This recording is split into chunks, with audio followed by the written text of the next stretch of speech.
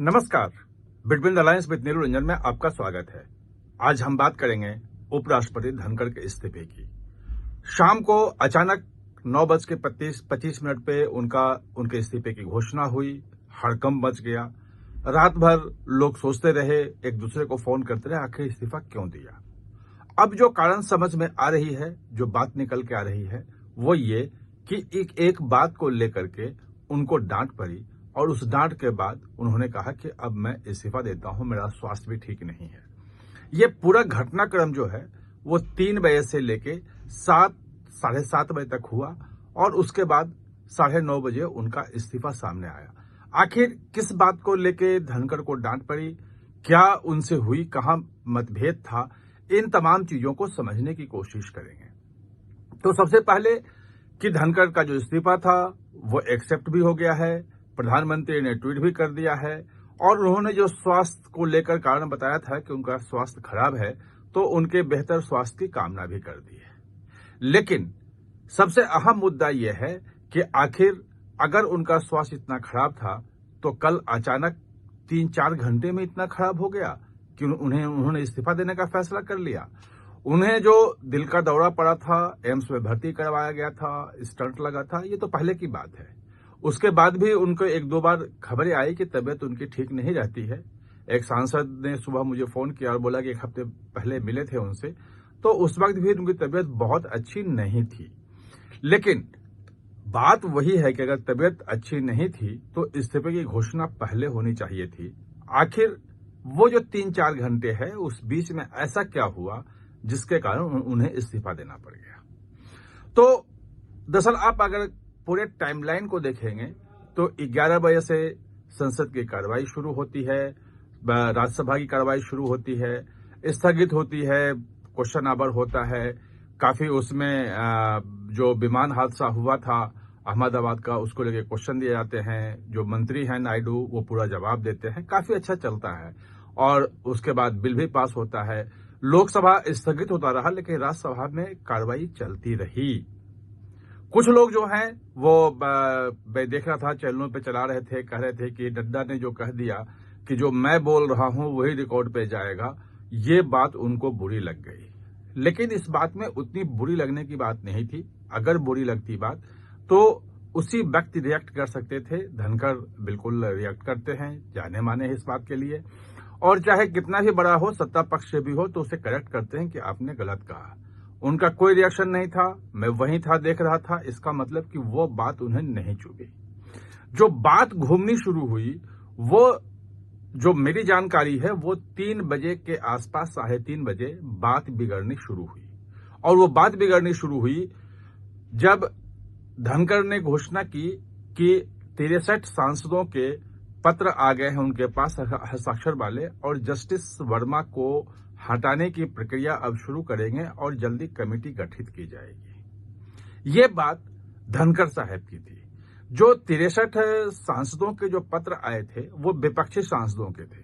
सत्ता पक्ष से कोई पत्र नहीं था। सत्ता पक्ष जो है अभी वो हस्ताक्षर के लिए जुटा रहे थे और सरकार की ये कोशिश थी, किरण रिजिजू को लगभग 1.5 महीना पहले लगाया था इस काम के लिए कि सर्वसम्मति बनाई जाए। सभी जो दल हैं उनके सांसदों के बीच में एकरूपता हो, एकजुटता हो और सब मिलकर के एक साथ जस्टिस वर्मा को हटाने के लिए जो महाभियोग प्रस्ताव है उसको पास करें।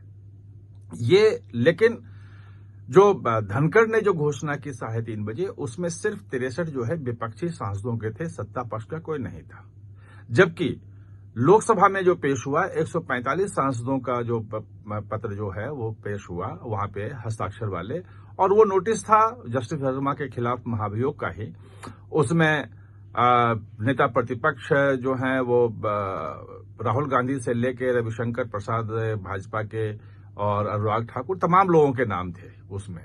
केसी वेणुगोपाल भी था, तमाम पार्टियों के लोग थे, यानी कि वो सबके हस्ताक्षर थे और वहां कोई कमेटी बनाने की बात नहीं हुई। यही बात बिगड़ी और 12:30 बजे दिन में जो बीएससी की जो कमेटी की मीटिंग जो होती है मंत्रणा समिति की, उस मीटिंग में नड्डा भी थे, चूंकि नेता सदन है वो राज्यसभा में, और किरेन रिजिजू जो संसदीय कार्य मंत्री हैं वो भी थे दोनों। लेकिन उसके बाद 4:30 बजे एक बैठक होती है बीएससी की मंत्रणा समिति की कि कैसे कामकाज चलाया जाए, उसमें ये दोनों नहीं पहुंचे। किरेन रिजिजू भी नहीं पहुंचे और जो नड्डा जी हैं वो भी नहीं पहुंचे। आखिर क्या हुआ, क्यों नहीं पहुंचे भाई?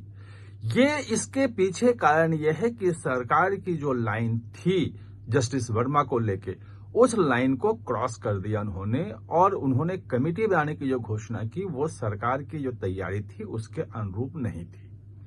सरकार का ये कहना था और बिल्कुल खुलेआम पिछले 1-2 महीने में मैं कई बार लिख चुका हूं, बोल भी चुका हूं कि सरकार के का कहना है कि चूंकि सुप्रीम कोर्ट ने एक कमेटी बना दी है और उस कमेटी की रिपोर्ट आई है, उस रिपोर्ट के आधार पर सीजेआई ने पत्र लिखा है राष्ट्रपति को, प्रधानमंत्री को और सरकार को कहा है कि जस्टिस वर्मा को के खिलाफ महाभियोग चला करके इनको हटाया जाए। और उनका कहना था, जो बड़े नेता से मेरी बात हुई, सरकार में बहुत बड़े हैं, तो उनका कहना था कि अगर कोई उस कमेटी की रिपोर्ट पर सवाल उठाता है तो इसका मतलब सीधे सीजेआई पर सवाल उठा रहा है, उस पर संदेह कर रहा है।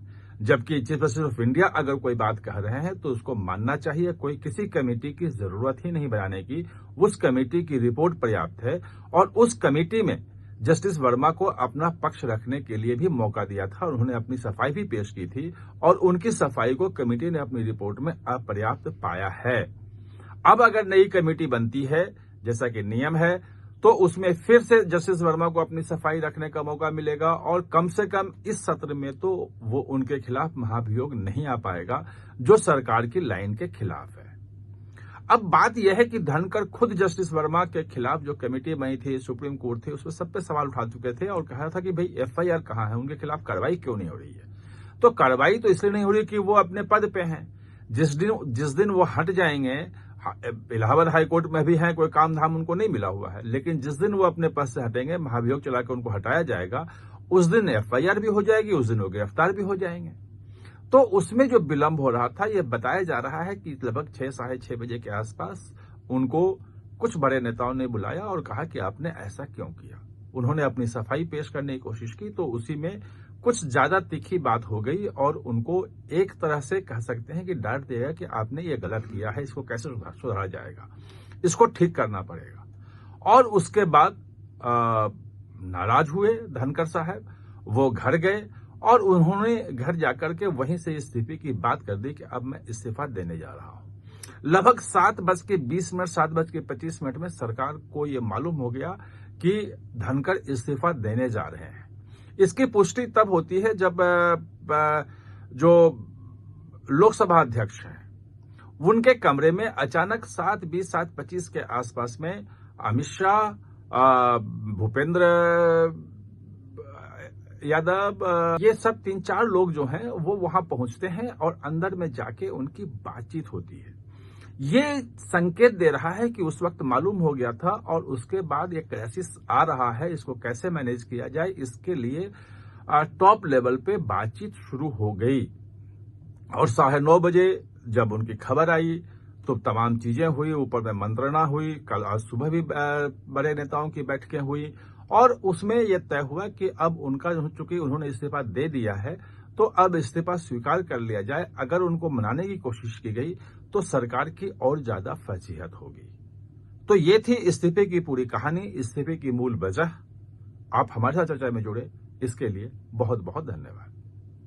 और हाँ, चैनल को सब्सक्राइब करना न भूलें, इसका बेल आइकन दबाएं ताकि नया वीडियो कोई भी आए तो उसका नोटिफिकेशन समय पे आपको मिल जाए।